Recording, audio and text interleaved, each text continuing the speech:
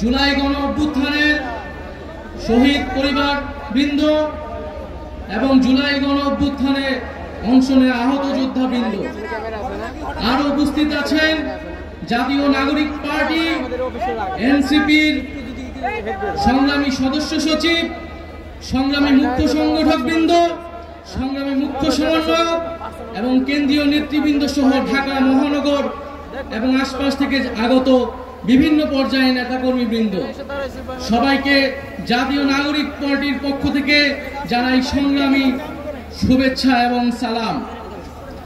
বন্ধুগণ, আজকে জুলাই গণ অভ্যুত্থানের এই 9 মাস পরেও আওয়ামী লীগ নিষিদ্ধের দাবিতে, আওয়ামী লীগের নিবন্ধন বাতিলের দাবিতে আমাদেরকে রাজপথে নেমে আসতে হচ্ছে, আমাদেরকে রাজপথে কথা বলতে হচ্ছে। এটা আমাদের সামষ্টিক ব্যর্থতা বলেই আমরা মনে করি।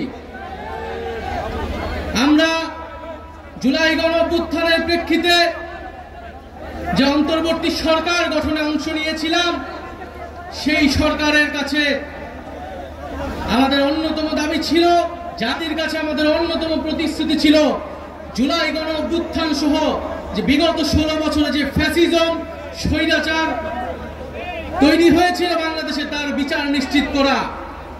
বিচার এবং সংস্কারের জন্যই মানুষ রাজপথে নেমে এসেছিল। বন্ধুগণ, একটু পেছন থেকে ইতিহাসটা বলতে চাই।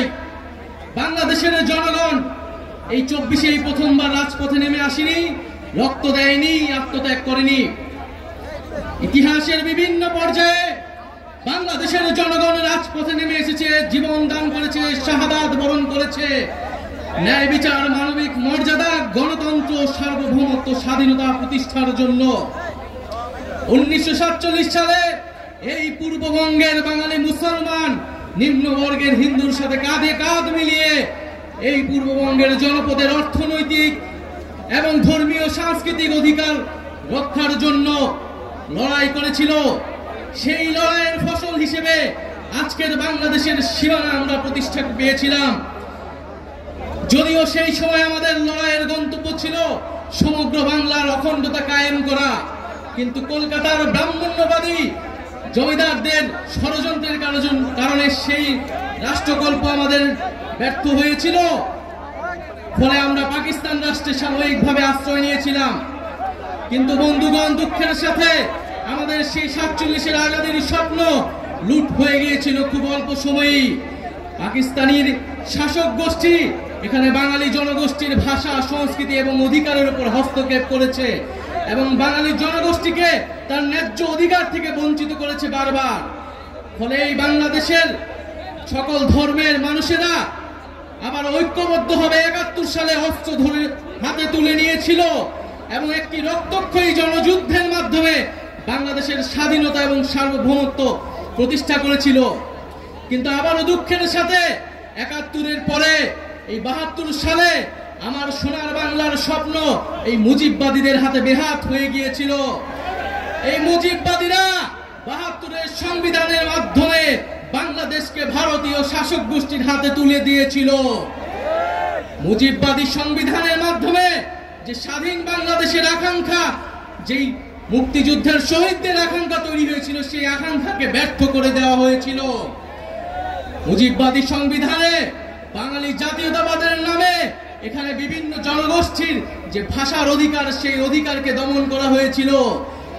মুজিববাদী সংবিধানে ধর্ম নিরপেক্ষতার নামে বাংলাদেশের ইসলাম মনা জনগোষ্ঠী, ধর্মমান মুসলমানের যে সংস্কৃতি, সেই সংস্কৃতিকে রাষ্ট্র গঠন প্রক্রিয়া থেকে বিচ্ছিন্ন করে দেওয়া হয়েছিল। এখানে সমাজতন্ত্রের নামে যে পুঁজির স্বাধীন বিকাশ, সেই বিকাশকে ব্যর্থ করা হয়েছিল এবং অর্থনীতিকে রক্ষী বাহিনীদের হাতে তুলে দেওয়া হয়েছিল এবং গণতন্ত্রের নামে বাকশাল কায়েম করা ছিল। এই ছিল 75 পর্যন্ত মুজিববাদীদের শাসন। আমরা দেখেছি স্বাধীন বাংলায় এরপরে বিভিন্ন সময়ে সামরিক হস্তক্ষেপ হয়েছে। এক পর্যায়ে বাংলাদেশের জনগণ 90 সালে আবারও রাজপথে নেমে একটি গণঅভ্যুত্থান তৈরি করেছিল। সেই গণঅভ্যুত্থানের পরে স্বৈরতন্ত্রের পতন ঘটেছিল, কিন্তু দুঃখের বিষয় 30 বছর পরে বাংলাদেশের জনগণকে আবারও গণতন্ত্রের প্রতিষ্ঠার জন্য রাজপথে নামতে হয়েছিল। কেন নামতে হয়েছিল? কারণ গণ অভ্যুত্থানে যে রাজনৈতিক দলগুলো যে প্রতিশ্রুতি দিয়ে ক্ষমতায় গিয়েছিল সেই প্রতিশ্রুতি তারা রক্ষা করেনি। 90-এর গণ অভ্যুত্থানকে যারা গণ অভ্যুত্থানে অংশ নিয়েছিল তারা